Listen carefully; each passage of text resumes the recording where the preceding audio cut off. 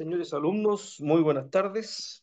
Por esta vía me voy a referir a ustedes, dado que no logramos completar la que teníamos asignada para el día de hoy, por motivos ajenos a nuestra voluntad.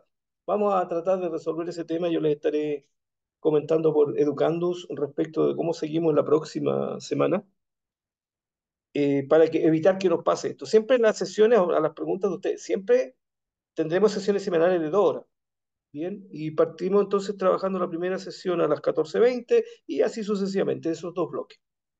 Muy bien, para dar curso a lo que yo les comenté en el día de hoy, en donde dijimos que íbamos a iniciar la actividad de clases, siguiendo lo que dice el plan de clase, entonces vamos aquí a introducir el tema del capítulo número 1. Entonces, hay una PPT. Repito, todo el material didáctico que yo les comparta, todo lo vamos a compartir como lo hemos hecho históricamente a través de Educando. Entonces ustedes van a tener los respaldos de estos que yo voy a mencionar acá. Entonces, tratemos de trabajar en conjunto y vamos a estudiar el tema de la unidad número 1. Para eso entonces yo voy a compartir la PPT que, como les digo, la voy a subir para que la tengamos ahí como material de respaldo. Como siempre a ustedes les interesa mucho el tema de las evaluaciones, recuerden que esto va a estar relacionado con la prueba número 1. Entonces tenemos unidad número 1, tal como dice el plan de clase, contexto de la gestión ambiental, contaminación y medio ambiente. Entonces, la agenda a desarrollar es, vamos a ver una introducción al tema ambiental. Aquí fundamentalmente veamos algunos conceptos propios de la gestión ambiental, de lo que es el tema ambiental. ¿Qué es lo que se entiende por contaminación ambiental? La energía en todas sus formas que la hemos visto en otras asignaturas, pero aquí vamos a ver, ok, la energía se genera, pero ¿qué impactos trae para el ambiente? Otro tema muy relevante, algo que ya dijimos en el día de hoy. Hablamos de los residuos no peligrosos, esos que son asimilables a los domésticos. Y dijimos que Chile somos uno de los campeones latinoamericanos en generar residuos, con del orden de 1,25 kilogramos de residuos supuestamente no peligrosos por habitante año. Entonces vamos a abrir un poquito esa caja, vamos a conversar. Sí, pero esos residuos, ¿qué son? Vamos a hablar también de un tema relacionado con lo que es el cambio climático. Se habla mucho del tema, pero ¿cuál es el concepto? ¿Qué son los gases de efecto invernadero? ¿Qué relación tienen con el cambio climático y el calentamiento global? Gestión ambiental y normas ISO y sistemas de gestión ambiental. Este es la unidad 1 completa. Entonces aquí vamos a introducir el tema porque como no pudimos hacer la clase, entonces vamos allá. Respecto como una parte introductoria al tema ambiental, nosotros tenemos que, cada vez que tenemos algún consumo, como este, por ejemplo, que es energético, dice se cortó la luz, en realidad nos quedamos sin energía eléctrica, que por ejemplo tiene relación con la iluminación. Aquí hay un concepto asociado al tema ambiental que tiene que ver con la eficiencia en el uso. Eficiencia en la generación, en la distribución y en el consumo.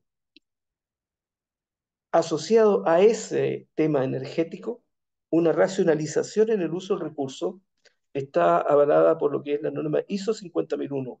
Les reitero a todos ustedes que es muy relevante esta norma porque es la norma que tenemos certificada como Universidad de Talca en todas las filiales. La lleva a la delantera, por supuesto, la Casa Central de Talca, pero todas las demás filiales, Colchagua, Los Niches y Linares también están dentro de la misma normativa. Entonces tenemos que ser todos nosotros conscientes de que tenemos esta certificación y cada uno de nosotros debe contribuir a esto. La reflexión que hago, jóvenes, es que esto, si bien es cierto, tenemos acá algo nosotros corporativo, pero estos también son cosas que aplican a nivel doméstico. Si de repente no estamos usando una sala, hablando en términos nocturnos, no tiene sentido que esté una luz encendida. Eso es tan simple como eso, tan lógico como eso. Sin embargo, detrás de eso, de ese desperdicio de recursos, hay un concepto de eficiencia. O sea, los recursos son para usarlos de forma racional. A nivel de la industria, por supuesto, que es crítico porque hay un costo detrás que son altos. Pero debemos también de alguna manera plasmarlo en las conductas personales de nosotros. Entonces, el tema ambiental sirve para también un tema conceptual y un tema de comportamiento personal. Una de las referencias en el ámbito de la ingeniería ambiental es que hay una serie de metas asociadas. Las metas siempre tienen que tener un plazo de cumplimiento. Entonces, a nivel país hay varias metas ambientales que se establecen y el plazo para cumplirlas se estableció de forma convencional el año 2050. Una de ellas dice relación con que Chile particularmente debemos tener lo que se denomina la carbono neutralidad. ¿Qué es eso? Casi toda la energía se trata de convertir energía de un combustible, que están basados en carbón, y, pero claro, la conversión de esa energía, puede ser eléctrica o calórica, esa energía tiene relación con que ese combustible al quemarse genera gases y por lo tanto, se fijan ustedes, hay un impacto ambiental ahí. Entonces, ¿de qué se trata? Que esa cantidad de carbón que estamos liberando y que está contaminando el medio ambiente, podamos de alguna manera racionalizarla de manera que estemos en equilibrio con la condición natural que tiene la Tierra para contrarrestar esos efectos. Ahora, los efectos que típicamente se usan para contrarrestar son, oye, si emitimos una cantidad de contaminante carbonoso, entonces, bueno, a la forma de CO2, bueno, entonces tenemos que buscar a alguien que capture eso, y normalmente es el área forestal.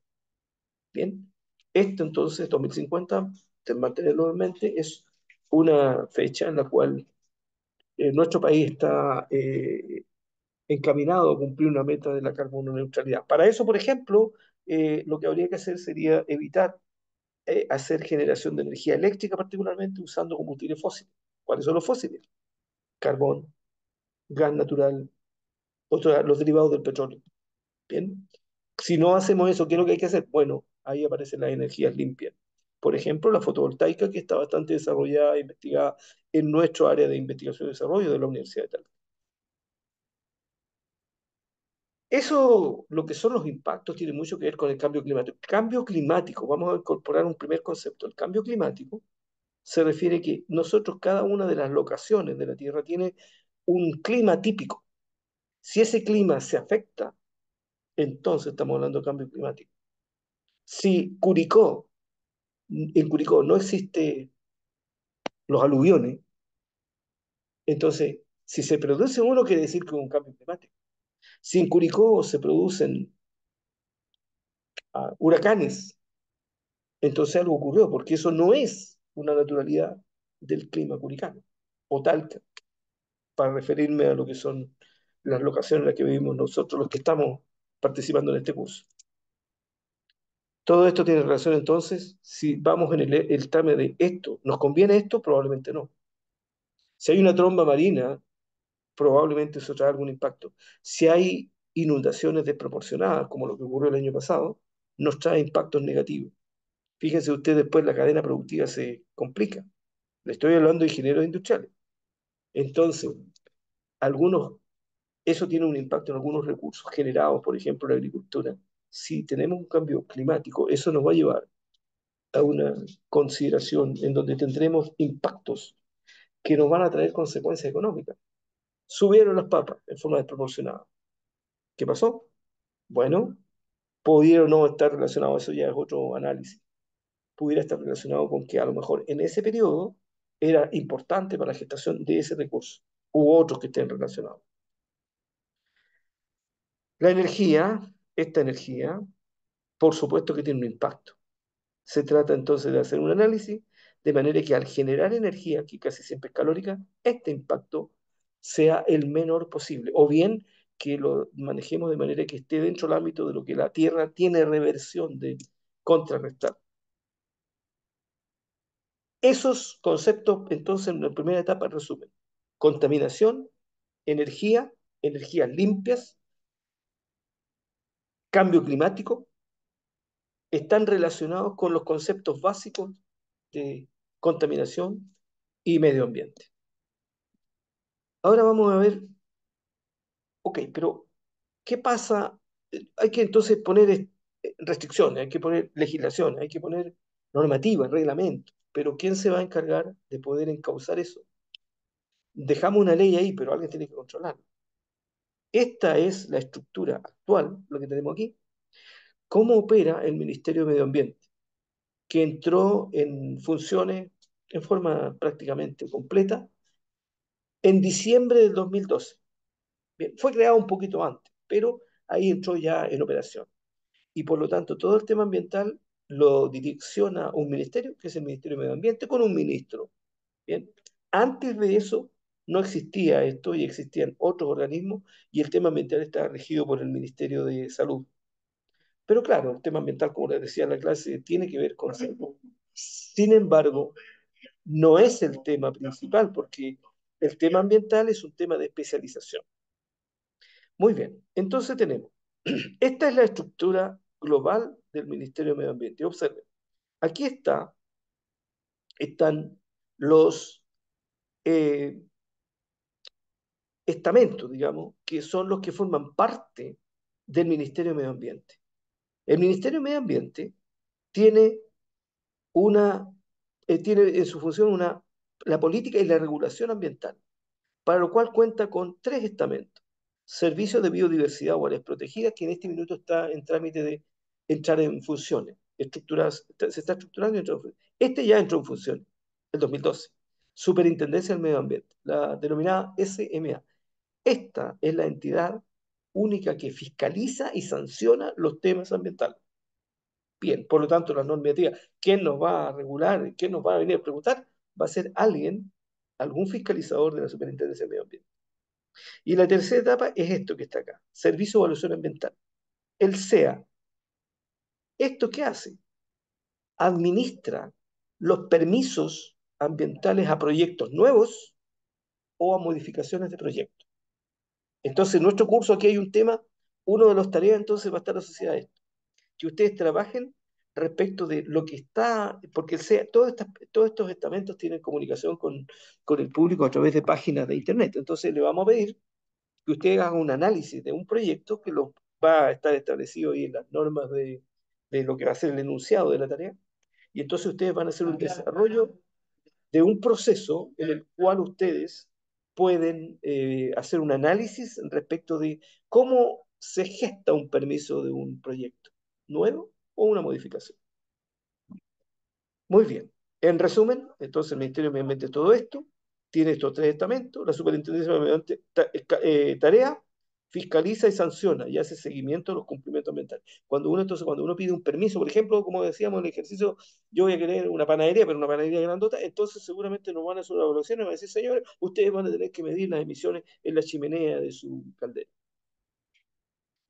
El Servicio de Evaluación Ambiental, por su parte, lo que hace es mediar lo que es el reglamento del Servicio de Evaluación Ambiental. Uno de nuestros capítulos habla sobre eso. Les reitero que no es necesario que ustedes aprendan de memoria cada uno de los reglamentos, las leyes, pero en particular les digo yo que esto hay una normativa, un reglamento, el que se llama el RCIA, que es el Decreto Supremo número 40 del año 2012, emitido por el Ministerio de Medio Ambiente, y que es una pauta por lo cual se evalúa los impactos de un proyecto. Y ahí participan todos los estamentos que tienen que ver con cada una de las especializaciones. Si un proyecto tiene un impacto en la parte forestal, por ejemplo, entonces hará preguntas de cuál es el impacto que eso tiene y se pronunciará respecto de eso eh, la CONAF. Si esto tiene relación, por ejemplo, con la vida animal, oye, no estaremos influyendo en el entorno ambiental. Llegamos a una parte, supónganse que un campo, ahí hay roedores, hay reptiles, todo lo que usted quiera. Oye, ¿qué impacto va a tener en eso? ¿Quién se pronuncia ahí? El Servicio Agrícola Ganadero, SAC. Oye, este proyecto no hará alguna contaminación que pueda ser peligroso para la salud de las personas. ¿A quién le va a preguntar? Al Servicio de Salud. ¿Y qué hacen ellos entonces? Administran, pero fijan, pero participan varios estamentos. Ellos dirigen y preguntan con todos esos estamentos. Toman una, en función de lo que diga cada uno de esos estamentos, entonces ellos toman una resolución final. Si el proyecto está bien estructurado, si los impactos son abordables, entonces le va a dar un permiso, señor, proceda con la construcción de su planta. Y eso se llama resolución de calificación ambiental, RCA, que habilita que un proceso pueda operar. Ahora, cuando las cosas se complican, y por ejemplo hay proyectos que sean muy complejos y tengan impactos muy disímiles o que puedan ser peligrosos o que no estemos seguros que han sido evaluados en profundidad todos los impactos, entonces ya aparecen otros estamentos. Un primer estamento que está relacionado con esto es lo que se llama el Consejo de Ministros para la Sustentabilidad. Aquí participa una serie de ministros de Estado y este Consejo de Ministros lo lidera el ministro de Medio Ambiente. Ahí están, por ejemplo, el de Economía, el ministro de Hacienda, el ministro de Agricultura y una serie de otros ministros. Bien, y ellos se reúnen porque, oye, este proyecto hay dudas, ¿eh? Y ellos se pronuncian. Ahora, sí, producto de una fiscalización o sanción, aquí cae un proceso sancionatorio sobre una empresa. Bueno, la empresa podría apelar y decir, sabe que yo no estoy de acuerdo con lo que dijo la Superintendencia de Medio Ambiente. En ese caso, aquí ya esto se legaliza, entra ya en una etapa jurídica. Y para eso existe otro estamento aquí al lado, aquí está, miren, observen, la Corte Suprema, la Superintendencia Directiva Correccional, pero la Corte Suprema, claro, ve una serie de procesos que afectan a las personas, pero casi siempre son del tema de comportamiento de las personas, actos delictuales, etcétera. Pero sin embargo, aquí en la Corte Suprema se crea, a raíz de la entrada en vigencia del Ministerio de Medio Ambiente, los tribunales ambientales. Y aquí la cosa cambia, porque aquí hay ahora abogados ambientales. Los abogados ambientales, entonces, son especialistas en materia ambiental. Y por lo tanto, la empresa en cuestión va a poner sus abogados aquí, pero el Estado, a través de estos estamentos, tiene sus abogados propios. Y aquí viene ahora un comparendo y viene un proceso judicial que va a llevar a que finalmente ese proceso sancionatorio lleve a una resolución final. Es decir, todo eso, una vez que se resuelve, puede ser procesos muy largos, ya de ahí no tiene ningún otro trámite más. Ahora, ojo, una observación. Los procesos sancionatorios, la mayor parte de los procesos sancionatorios que ha emitido la Superintendencia de Medio Ambiente y que han ido acá a los tribunales ambientales, la mayor parte ha sido triunfo de la superintendencia. Es decir, lo que estos tribunales ambientales han concluido es que el proceso sancionador tiene fundamento. Por lo tanto, aquí hay que tener mucho cuidado, comportarse muy bien, un ingeniero industrial bien apoyado por ingenieros ambientales, que en profundidad se fije cuáles son los compromisos que tiene. Ustedes pueden llegar a un proceso que ya existe, por lo tanto ya eso seguramente hay compromisos que están adquiridos. Hay que ver cuáles son. Y si es un proceso nuevo, bueno, entonces van a tener que ser sometidos a una serie de evaluaciones y de ahí van a salir compromisos que tienen que cumplir a través del tiempo.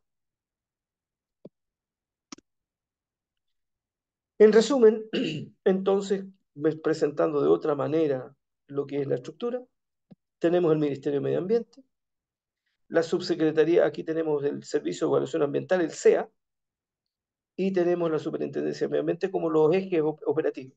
Bien, el Consejo Consultivo, el Consejo Ministro para la Sustentabilidad, y por supuesto que cada uno de estos servicios tiene su subsecretaría, o sea, tiene un jefe regional de cada uno de estos. Entonces, por lo tanto, el SEA, Servicio de Evaluación Ambiental, tiene un secretario regional ministerial que debe estar en la cabeza de la región. Para el caso nuestro, en Maule sería en Talca. Y lo mismo para la superintendencia de medio ambiente. Existe entonces un subsecretario, un seremi de medio ambiente, que es la jefatura del servicio de evaluación del servicio SMA, de la SMA en la región. Dicho eso, hagamos un pequeño resumen ahora de lo que ha pasado a través del tiempo en materia ambiental. Hay muchos hitos, son demasiados hitos, ustedes pueden revisarlos más en detalle. Yo voy a hacer aquí hincapié en algunos hitos principales y particulares que se han producido y cómo esto ha llevado a que a través del tiempo en el planeta completo se le dé un espacio relevante al tema ambiental. En el último tiempo sí, porque bueno, porque hay problemas bastante más complejos, ¿no es cierto? Llueve donde nunca ha llovido, se inundó donde nunca se había inundado, hay sequía donde nunca había habido sequía, hay islas que han desaparecido, ah, Dios mío. Entonces, ¿se fijan? Eso ya dice, oye, entonces hay que empezar a tomar medidas. Sobre todo ustedes que son personas de futuro. Si hay un hito relevante desde el punto de vista ambiental, podemos hablar del año 1962, en donde en Estados Unidos, diría yo que es una primera publicación de algo que trata sobre el tema ambiental. una publicación del libro que se llamaba Primavera Silenciosa. Libro pionero, es un libro que se considera como el punto de partida en lo que es la promoción del cuidado del medio natural. Y de ahí en adelante vienen hitos que se han producido, son diversos hitos, pero eh, quizás podríamos también referirnos a que 10 años después, en el año 72, hay una publicación de un informe que son los límites de crecimiento. Es decir, oye, ¿vamos a crecer? Sí, por supuesto, todos queremos crecer. Todos queremos crecimiento, pero con cuidado del medio ambiente. Y ojo que hasta hace muchos años atrás era muy bien visto una empresa que tuviera harto humo. ¿Y por qué era tan bien visto? Porque se asociaba que ese humo, empresa con chimenea se llama, era sinónimo de que eso daba trabajo. Mucho tiempo después digo, sí, que dé trabajo, pero con mínimo impacto. Entonces aquí en el año 72 aparece una publicación que, dice, que establece un libro que era sobre el límite de crecimiento, también en Estados Unidos. Destaca las consecuencias del crecimiento económico y demográfico que sea muy explosivo. Cuidado con esto. Crecimiento por crecimiento. Entonces empieza a haber como una relación. Y en ese mismo año, la organización, las Naciones Unidas, en donde hay adscrito una serie de países de todo el mundo, da origen a un área ambiental que se llama la PNUMA, la dijimos hoy día en la clase, PNUMA, esta, Conferencia de las Naciones Unidas sobre el Medio Ambiente. Bien, seguimos dando, PNUMA. Entonces, emerge el concepto de educación ambiental y se crea entonces esto que nosotros lo vimos ahí en la clase del día de hoy. Ahí parte PNUMA. Ujú. Que se traduce como Programa de las Naciones Unidas para la protección del medio ambiente. Viene una serie de hitos después, vamos a ir revisando algunos más de los más referentes. Yo diría que podemos saltar hasta el año 1992, cuando hay un primer congreso en donde ya baja esto. Hasta ahí, fíjense ustedes, siempre estaba Estados Unidos liderando el tema, y ahí aparece como que se castellaniza un poco, ¿eh? Congreso Iberoamericano de Educación Ambiental que se realiza en México. Y aquí una cosa bien relevante también, que se empiezan a redactar, oye, sí, pero no nos quedemos en el puro discurso, vamos a tener que poner hitos, vamos a tener que poner números y vamos a tener que poner restricciones a ciertos parámetros. Y pasa mucho tiempo, pero ¿cuáles parámetros vamos a restringir? Y aquí en el mismo año 1992, la conferencia de las Naciones Unidas, en la PNUMA que se desarrolla en Brasil, se redacta una declaración y una agenda que se llama Agenda 21, para el siglo XXI, ¿se fijan ustedes que venía? Oye, tareas que hay que empezar a abordar de aquí en adelante. Y de ahí en adelante viene una serie de conferencias sostenibles y una serie de cumbres mundiales que ahora empiezan a mirar el tema ya desde el punto de vista de lo que es el tema ambiental. Yo me voy a saltar un poco aquí, voy a venir hasta aquí, año 2012. Aquí, damas y caballeros, se genera una conferencia de las Naciones Unidas, pero tenía un solo objetivo: establecer indicadores de lo que son Objetivos de Desarrollo Sustentable, los conocidos el día de hoy ODS. Se gestaron, ahí están los ODS, que se redactaron aquí, pero parten a ser medidos desde el año 2015. Entonces todo el planeta toma, y cada uno de los países toma un compromiso ambiental, y que mayoritariamente tiene relación con los gases de efecto invernadero y la cantidad de CO2 equivalente emitido a nivel mundial. Aparece una serie de conferencias, entre eso la primera parte, que es la de Copenhague, muy relevante, y vienen una serie de otras conferencias pues para que una vez que parte esto, entonces la idea es irlo midiendo año por año. Comienza el año 2015 y termina los 17 Objetivos de Desarrollo Sustentable el año 2030. Estamos cerca, ya estamos cerca. Muy bien. Eso es una pequeña resumen histórico. Y aquí, siguiendo con lo que son los elementos de lo que es la gestión ambiental, vamos a ir ahora a desarrollar otro concepto ambiental que tiene mucha relación con lo que con el tema ambiental y el impacto ambiental, pero particularmente el suelo, que es el tema de manejo de residuos. Los residuos, damas y caballeros, tienen dos categorías: residuos peligrosos, también denominados RESPEL, y residuos no peligrosos, podemos denominarlo RESNOPEL. Todos los residuos tienen algún impacto. Si vamos a los residuos no peligrosos, los RESNOPEL son el basurero de la casa. Ya, pero en la mañana decíamos, sí, pero el basurero de la casa yo no me preocupo mucho, yo le echo ahí y después dejo la bolsita y pasará el camino y se lo llevará a alguna parte. No estoy muy involucrados en qué impacto puede tener eso. No sabemos. Quienes somos de la comuna Curicó, Talca, les invito a que cuando pasen cerca del peaje, digo, claro, miren, a ver, vamos a ir, supongamos, de norte a sur. Miren, por favor, al lado izquierdo. Hay un cerro bastante considerable en el sector Itagüe. Eso es pura basura doméstica. Mayoritariamente sí del Curicó y los alrededores. Puede que venga de otro lado también. Allá va a parar nuestra basura. Ahora, fíjese, lo dejamos en el suelo. Ya, pero la basura se degrada. Si es orgánico, eso se va a descomponer. Y bueno, algún grado de agresión tendrá sobre el suelo. Y un tema muy relevante, ¿cómo andarán los olores en esa zona? Les invito a que trajenen un poco las páginas de internet y van a ver que en esa zona hay una serie de demandas y denuncias de la comunidad respecto al tema olores asociados a ese vertedero. Ahora uno dice, ya, listo, lo cerramos. Sí, pero damas y caballeros, pero, ok, lo cerramos, pero ¿qué hacemos? Porque ¿dónde vamos a dejar los residuos? No sé si se han dado cuenta algunas veces cuando hay algún paro de los camioneros, en realidad eso más bien ha sido en Santiago. Un par de días que no se retire la basura y los invito a ver la cantidad de basura en las calles. Entonces no podemos llegar a decir, oye, no, no vamos a llegar. Lo que tenemos que decir es, oye, no, esto hay que manejarlo de manera distinta. Este vertedero, ¿qué permisos tiene? ¿Por qué tiene problemas ambientales? Y ponerle meta, decir, oye, si este no tiene que haber olores, entonces tiene que buscar una forma distinta de tratamiento. Bueno, ahora, una forma ahora de establecer, de generar los residuos, la jerarquía, o sea, ¿qué es lo que hacemos primero? Estimados damas y caballeros, mirando ahora, les invito a que miren el basurero de su casa. No hagamos algo tan así macro, el de su casa. Yo también voy a mirar el mío para que no digan que solo les digo que lo hagan ustedes. A ver, tomémoslo, démoslo cuenta. ¿Qué hay ahí adentro? Voy a responder esa pregunta. De todo. Ya, pero, de todo, pero, a ver, pero, ¿cómo lo clasificamos? Un criterio podría ser, oye, ahí, ¿cuánta cosa orgánica hay ahí? Orgánica. Restos de comida, fruta, verdura. ¿Cuánto? ¿Cuánto creen ustedes que hay? Ya, tarea para la casa. ¿Cuánto hay? Quizás puede que si a lo mejor el basurero está muy sucio, a lo mejor no les voy a decir que vayan a pesar eso, pero fíjense usted. Ahora yo les digo una cosa. Más de la mitad, pero sobre el 60%, incluso depende de donde sea, puede ser 60, incluso más por ciento de lo que hay ahí, es orgánico. ¿Qué es lo que quiere decir prevención? Damas y caballeros, ingenieros civiles industriales del curso GAE del año 2024-1.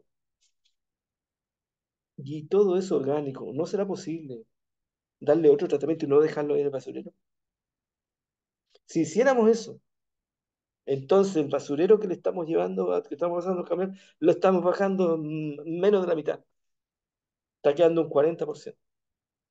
Decíamos que eran una familia típica de 5 personas por casa, 5. Y para redondear la cosa, supongamos que cada uno genera 1 kilo de basura. 5 por 5 kilos diarios, por 7, 35 kilos por semana. 70, sí. Redondeémoslo, 150 kilos. Si hacemos esto por 60, 6 por 5, 30, 90 kilos orgánicos, no lo ponemos ahí. O sea, de 150 al mes, bajamos a 60. ¿Qué les pareció? Prevención. Ahora no la vamos a tirar a otra parte. Bueno, haremos compo, porque eso si se degrada puede ser amigable con el entorno, pero no tirarlo para allá porque vaya va descontrolado. Van quedando 60 kilos. Entonces, oye, 150 kilos por 12 da casi 2 toneladas de basura en esa familia por año. La estamos bajando a menos de 1 tonelada. A 800 kilos la estamos bajando por año. ¿Se fijan? Una sola medida. Después, preparación para reutilización, reciclaje. Algunas de esas cosas que van ahí, ¿qué son? Botella. No podemos reciclar. Algunas de esas son lata. Reciclaje. Vidrio. El vidrio se recicla un poco más. Quizá uno de los pocos que es eficiente en el reciclaje es las botellas de vidrio. Lo otro sería si algo de ahí se podrá quemar, controladamente, por supuesto. Y finalmente lo último que sea, o lo mínimo mínimo sería eliminación. Pero si uno fuera un mundo perfecto, si uno un mundo idealizado, oye, a lo mejor el basurero es cero basura. Saco seco, cero basura de mi casa. Si es que le damos un tratamiento a cada uno de ellos. Y países desarrollados en esto, como por ejemplo, muy ordenados, como Alemania, hay domicilios que tienen cero residuos. Aquí en Chile también, ¿ah? Pero son casos muy contados. Tema residuos, controlado. Check. Ah, relacionado con lo mismo. Aquí hay una fotografía, no es muy nueva, ¿sí? Así que tarea para ustedes. Búsquense este mismo cuadrito y me lo muestran después. Del 2023, 2021, más cercano. Yo tengo este que es del 2017. O sea, ya es casi, vamos cerca de los 10 años ya. Bueno, aquí está todo el país, todas las regiones. Y aquí tienen entonces, están clasificados por los residuos por materia orgánica, el café, papel, plástico, etcétera, para abajo. Ya, obsérvese. Del 100%, miren, el promedio nacional es 58%. O sea, 60 que decíamos nosotros. Pero fíjense, aquí está el 50. Esta es la región 1. No, la región es 13, ¿no? La de Arica, Parinacota. Ya, 13. Tiene un poquito menos 50. Esta casi 50. Pero fíjense que esta de aquí, ¿cuál es esta? Coquimbo, más arriba de 50. Mira esta, Valparaíso, mira, 70%. Hay algunas entonces, ¿se fijan? Hay una distribución ahí que depende, varía de región en región. La metropolitana, que bueno, bastante influyente porque hay mucha gente que vive ahí, bueno, también está sobre 50. ¿Sí? Y el promedio les da esto, aquí casi 60. ¿Cuál sigue? 16%. Ese azuloide, bueno, eso es cuando uno ya no tiene ninguna otra clasificación, otro residuo. Entonces, para destacar ese, saquemos encima y sigamos con este. El 11, esto, lo medio café, así es, plástico. Entonces, orgánico y plástico, si nosotros logramos hacer algo por esto, tenemos un 70%. 70%. ¿Se fijan? Eso es gestión de residuos. Tarea para ustedes actualizar ese gráfico. En una ciudad ordenada y en donde podamos hacer una gestión de residuos, entonces existe una codificación de cómo se guarda en diferentes tachos. Esto también se puede hacer a nivel casero, a lo mejor no con todo eso, sino los más relevantes. Entonces, en el azul, papel y cartón. Amarillo, plásticos. Los vidrios en verde, ustedes se fijan cuando uno va a un pulmón ahí donde ponen la botella, son verdes. Metales, no sé si será mucho a nivel doméstico. Vidrio se genera bastante a nivel doméstico, ¿no es cierto? Entonces eso podría ser aquí y plástico. Yo diría que esos dos son relevantes en la casa, pensando en la ciudad doméstica. Materia orgánica, muy importante. ¿Ya? Puede ser fertilizante. Residuos peligrosos, los que se generan en la casa. Uno muy simple, el tubo fluorescente. Ese tiene un gas adentro, ese es peligroso. Hay que tener cuidado, ese es peligroso. Bien. Las pilas son peligrosas. Bueno, los clasificamos aquí y eso ojalá lo reciclemos. Residuos eléctricos también son poco comunes a nivel casero. Yo diría que, resumen, en la casa, plásticos, vidrios, materia orgánica. Y también agreguémosle algunos residuos peligrosos. Pero quizás esos tres deben ser los más relevantes y esa es la codificación. Esa codificación de colores es única a nivel universal. Por lo tanto, cuando yo veo un tacho amarillo, eso ahí se ponen los plásticos.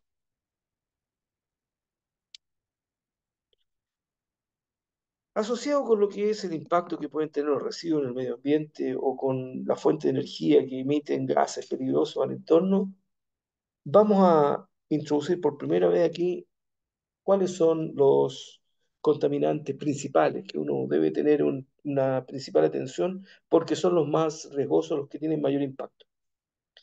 Aquí hablamos de contaminantes primarios y contaminantes secundarios. Los primarios son los que generamos nosotros directamente, pero los secundarios son el impacto que esto genera en el entorno.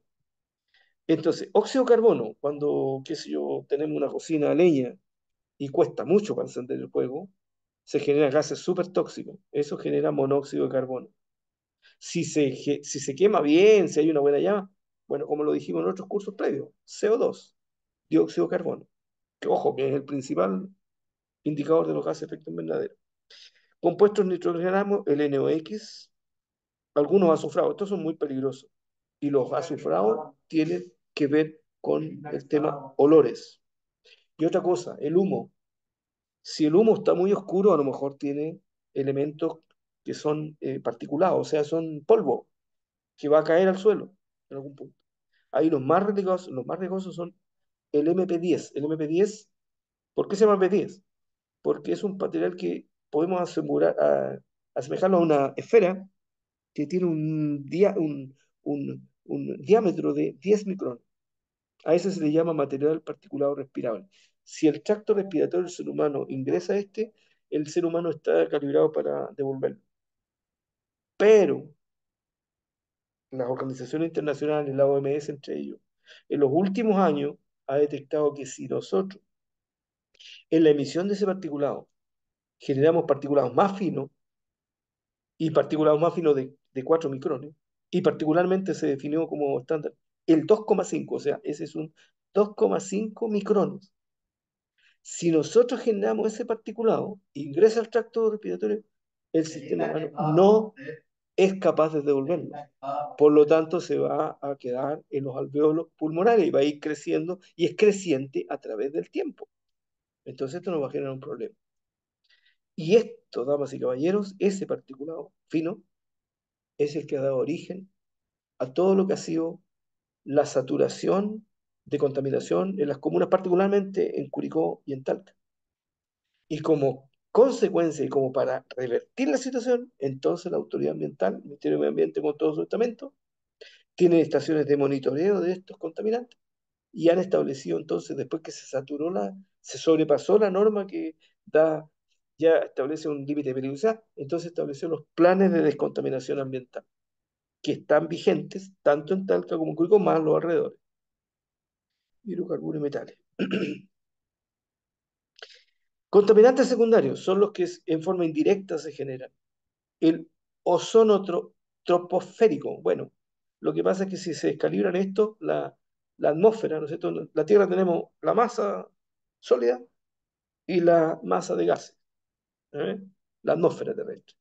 Si nosotros emitimos ciertos contaminantes hacia arriba, entonces se genera un derivado parecido al oxígeno, un pariente del oxígeno. El oxígeno es O2 gas. Un pariente de ese es el O3, a ese se le llama ozono. El ozono es una protección que tiene la Tierra en gases, que filtra gases, luz peligrosa que viene del Sol. Entonces esto cumple una función relevante. Entonces, si nosotros generamos un gas que a su vez genera después ozono y descuadra la cantidad de ozono presente, entonces eso es secundario. Hidrocarburos oxidados. Estos se generan mucho, estos dos que están aquí, mucho en todo lo que son los sprays. Usamos varios sprays nosotros, ¿no es cierto? De odorantes, qué sé yo, ya. Cada vez que usamos eso, estos suben y tienen un impacto en la atmósfera. En general son los eh, carbonos halogenados, halógenos. Material particulado secundario. Cuando uno habla de secundario es que se deriva de un contaminante primario. Ya, aquí hay una reflexión respecto al particulado que estamos viendo. El particulado. Si ustedes miran una chimenea y hay humo, entonces hay particulado. Ni más ni menos, hay particulado. Ya. El PM10 que dijimos nosotros, si este fuera un cabello humano, el PM10, que son de 10 micrones, esto es más o menos 50 veces más pequeño que el grosor de un cabello humano, de un pelo humano. Y por supuesto que si esto es 50 veces, eso es por 4. 50 por 4, 200 veces más pequeño. ¿Mm? Esas son partículas, pero ínfimas, muy pequeñas. Este el PM10, entonces claro, como ese es 2,5, 4, 2,5 por 4 da 10 micrones. Bien. Y compárenlo ustedes, por ejemplo, mire, esta es una fotografía ampliada, el tamaño del pelo con el tamaño de una arena, un grano de arena, que es pequeñísimo. Y mire, estamos hablando de partículas muchísimo más pequeñas. Entonces, están aquí, en el ambiente. Uno dice que esto está clarito. Probablemente si está muy claro, capaz que tengamos este, porque eso es invisible. Este también es invisible. Entonces, cuando uno ve algo ahí, quiere decir que son tamaños mayores y entre medio va metido todo esto. Bien. Ahí está un poco una comparativa, el PM2,5, PM10, y comparado, ¿de qué tamaño estamos hablando? Oye, de una bacteria, una cosa pequeñísima. Y tamaño más grande, el polen. Oye, el polen también es muy agresivo para algunas personas que son alérgicas al polen. Pero el polen se ve, por supuesto que se ve. Entonces, esos son partículas más grandes, 15 o 20 micrones. Muy bien. Dicho todo eso, y asociándose entonces que a las formas energéticas, estamos refiriendo más bien a las formas calóricas que tienen que ver entonces con que eso lleva asociado un impacto ambiental. Ahora, cuando preguntábamos en la clase qué calefacción íbamos a usar, y con ciertas dudas, pero al final llegamos a una conclusión. A nivel doméstico vamos a usar qué calefacción, la que sea más barata. Obvio. A nivel industrial también, lo que pasa es que a nivel industrial se toman medidas precautorias, pero nosotros tenemos la cocina que tenemos nomás, o la chimenea que tenemos. El uso de la calefacción residencial con leña representa actualmente la principal fuente de contaminación atmosférica en varias zonas del país. Y aquí hay algunas, ¿no es cierto? Región de O'Higgins, Curicó, Talca, Maule, ¿no? Y todas ellas al día de hoy tenemos planes de descontaminación. Ahora, un tema muy relevante en esa contaminación, una cosa sencilla, es cuando en esas cocinas se hace uso de combustible, que puede ser leña, húmeda. De hecho, en las normativas, lo que está establecido más o menos en los planes de contaminación, dice que la humedad de la madera a usar no debe superar el 25%. Acuérdense del curso Proceso Equipo Industrial 1. Vimos ahí secado. O sea, la madera, el palo debe estar seco y ahí se quema bien. Si está húmedo, se va a quemar, pero va a generar una importante cantidad de contaminantes y particularmente estos dos finos, PM2,5, PM10. ¿Qué efecto puede tener en la salud de las personas? Aquí hay un resumen grosso, amplio, en donde no están todos los efectos, pero mire, observe usted, el monóxido de carbono, que es un gas muy peligroso, lo hemos dicho en los cursos anteriores, ataca directamente al cerebro. Y esto en concentraciones no muy altas es mortal para un ser humano. Ujú. Este que también podría pasar también, hay una norma que establece un límite para el plomo. No lo vimos dentro de los contaminantes. Este es un contaminante también muy relevante cuando el contaminante es un residuo, por ejemplo. Eso tiene el problema de los residuos. SO2, también fíjese, auditivo o visual. Y a los olores. El dióxido de nitrógeno es un contaminante que es un precursor del material particulado fino, por lo tanto está relacionado con los planes de descontaminación existentes actualmente en la zona de Curicó y Talca, Maule particularmente, en el plan de lo que es el plan de descontaminación del PDA del Valle Central de Curicó. En el caso de algunos otros contaminantes de los que vimos ahí en las láminas anteriores, como por ejemplo, fíjense ustedes, el ozono tiene también controles muy relevantes en lo que es, fíjense, en la parte pulmonar, ¿se dan cuenta? Y de alguna manera en algunos otros órganos del ser humano. Bueno, lo que decíamos antes, los materiales particulados finos hay que tener cuidado porque todos los particulados finos, el PM10 y el PM2,5, son muy agresivos para las alveolos. El pulmón es un órgano poroso. Entonces, el PM10, el ser humano tiene capacidad para revertir y devolver ese material particular, pero el 2,5 no hay ninguna posibilidad.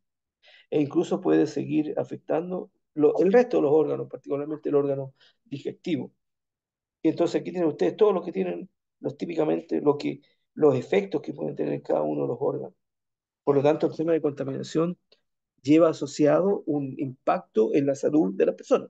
Por eso es que cuando se evalúa un proyecto, se le pregunta a los diferentes establecimientos y entre eso a CNI de Salud, que va a mirar estos aspectos. Va a ir el proceso, ¿qué es lo que quiere hacer usted? ¿Qué sé yo? Quiero hacer botellas plásticas. Perfecto, y va a revisar todo el proceso para ver en qué parte tiene la posibilidad de generar algún residuo o algún contaminante que pudiera tener esta peligrosidad. Muy bien. Hablemos ahora de las energías calóricas particularmente. Las energías calóricas, damas y caballeros, estimados alumnos, para hacer una clasificación muy gruesa vamos a decir que podríamos clasificar en dos tipos. Energías renovables, las podemos consumir en forma ilimitada, y energías no renovables, tienen carencia. Llega un momento que se van a agotar. Las energías renovables y las renovables, vamos a mirar más que este mapa, miremos lo que sí. Entonces, las renovables, un proyecto muy relevante para la comunidad de la región del Maule, en particular, toda la región, es el lago Colbún. El lago Colbún es un lago artificial que se construyó con el ánimo de ser una fuente de acopio de agua para generar con esa agua energía eléctrica. Entonces es una central hidroeléctrica. Los tiempos más recientes se han desarrollado otras tecnologías limpias que son renovables, que permiten usar en forma sin mayores residuos el tema de la generación eléctrica. Bueno, el agua, fíjese usted aquí, se genera a una altura grande, entonces esta altura cae esta agua y esa energía mueve una turbina y por lo tanto, fíjese, no hay efecto. Mientras tengamos agua, no hay problema con hidroelectricidad. La eólica, ¿qué hace? Tenemos estas tremendas torres que están bastante distribuidas, no tanto en la región del Maule, diría yo. Esto está más, yo diría que de la octava región hacia el sur. ¿No?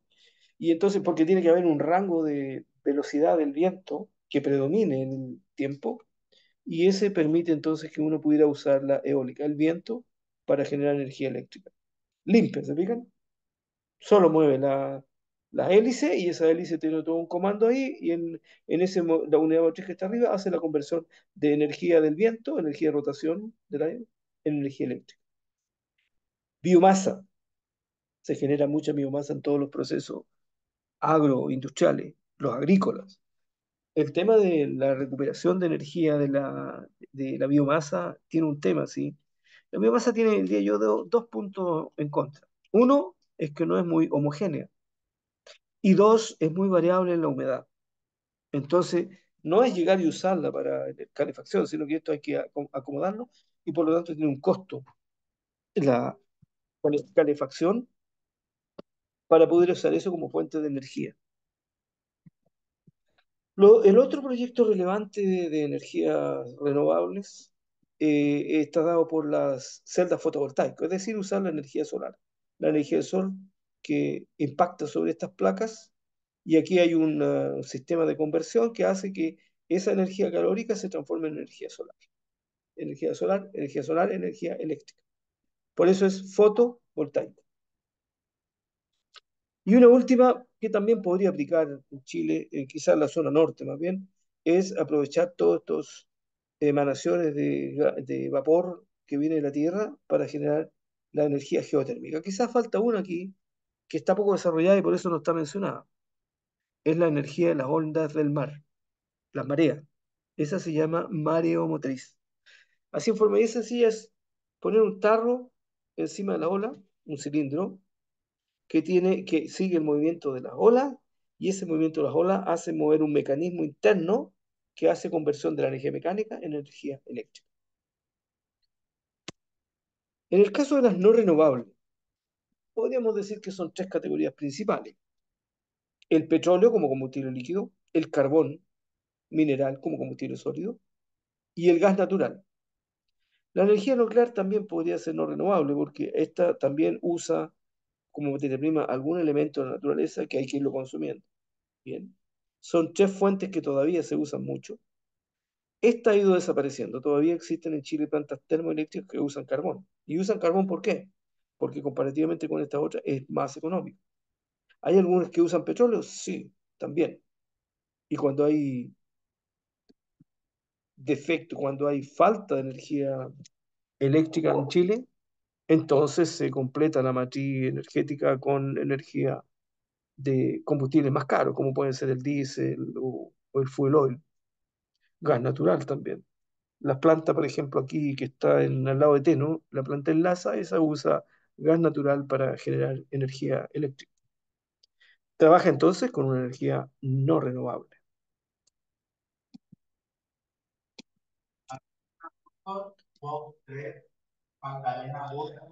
En, en Chile se publica anualmente, el Ministerio de Energía publica anualmente una, una contabilidad en donde se establece los tipos de energía usados en un año calendario. Aquí hay que ir de inmediato, hay que ir a buscar en lo que se llama el BNE, Balance Nacional de Energía del año 2023. Está en desarrollo, pero hay que estar atento porque eso va a salir pronto. Aquí tenemos algo un poco más antiguo, pero lo vamos a tomar como referencia. Entonces, fíjese aquí. Aquí hay dos tipos de energía. Energía primaria, en donde uno toma el combustible y se quema. Energía secundaria. Con esa energía, entonces yo transformo en otra energía, como energía eléctrica. Esas son secundarias. O bien la que yo recibo a nivel doméstico. Si hablamos de la energía primaria, fíjense ustedes que el año 2015, un tercio, o sea, el 33% petróleo, 25% carbón, ya llevamos prácticamente el 60% ahí con esos dos. Eh, y por lo tanto, mayoritariamente la matriz energética chilena es de combustibles no renovables. La biomasa, un 25, 24% que se ha estancado en ese número, no ha crecido mucho. Y las otras fuentes completan el 18% faltante. Respecto a la energía secundaria, la más relevante de uso en calefacción u otros usos, fíjense ustedes, más de la mitad son derivados del petróleo. Aquí están todo el uso de los combustibles industriales y los combustibles de la movilización, el transporte, muy relevante. Ahí, ¿qué usamos ahí? Benzina y petróleo, nada más. Bien. Le sigue en intensidad la electricidad con un 22%, es decir, fíjese, aquí tenemos un 75%. Tres cuartas partes de la energía son electricidad y energía calórica. Y aquí en este caso, la secundaria, leña, biomasa, bajísimo, todo lo demás muy bajo en este periodo. Esta tendencia se ha mantenido, tarea para ustedes, busquen información de este tipo más actualizada, más cercana al año 2023.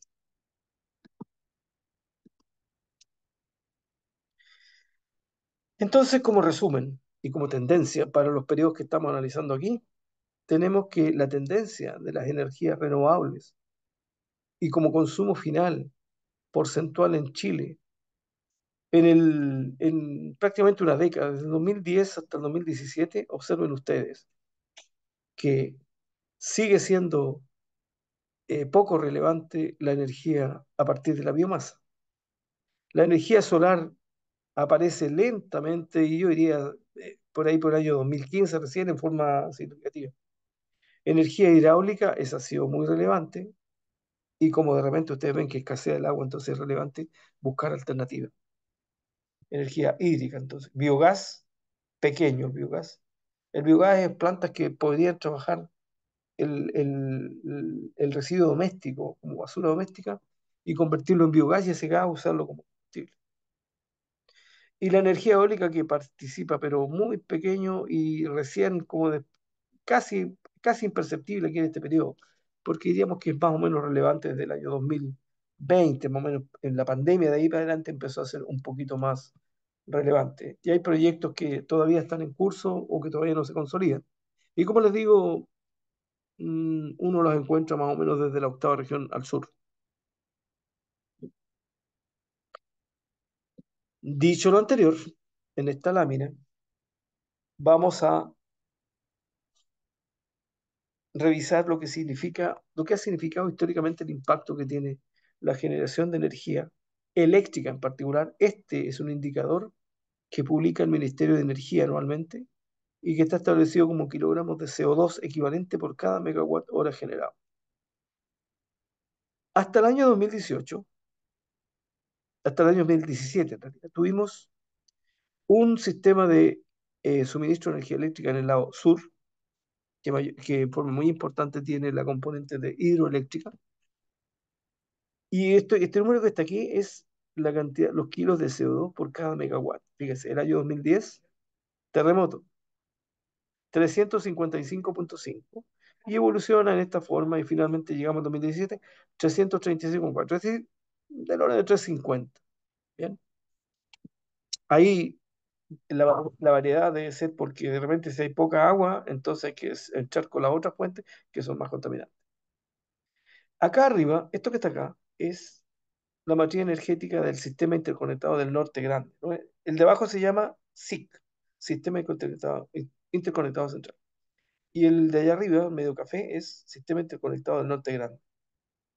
Fíjese usted, el 2010, 355 en el SIC, zona sur. Zona norte, más del doble, 751 y evoluciona en esta forma y finalmente llega a este valor 773. El año 2018 entra en marcha ahora un sistema que se llama Sistema Nacional de Energía Eléctrica. Y ese sistema nacional significó entonces conectar los dos sistemas.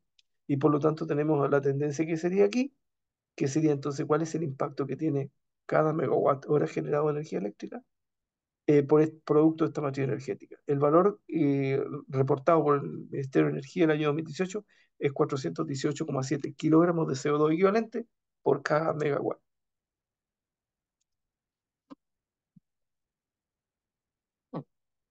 Respecto del cambio climático, lo vamos a revisar en la próxima clase, pero voy a dejar lanzado solamente lo siguiente.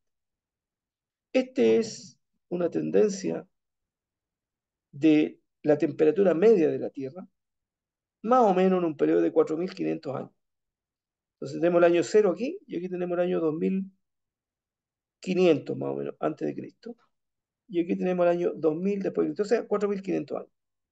Y observen ustedes, primera observación, esta línea que está aquí, la línea cero, es la temperatura promedio normal de la Tierra, sin intervención humana, antropogénica llamada, o alguna, ¿cómo puedo decir? Algún aporte energético de una cosa puntual. Y fíjense ustedes, entonces 57 grados Celsius, eso si lo calculan ahí, lo llevan a grados Celsius, esos son aproximadamente 14 grados Celsius. Muy bien. Acá tienen, fíjense ustedes aquí, tenemos el año 2200 a.C., una zona cálida.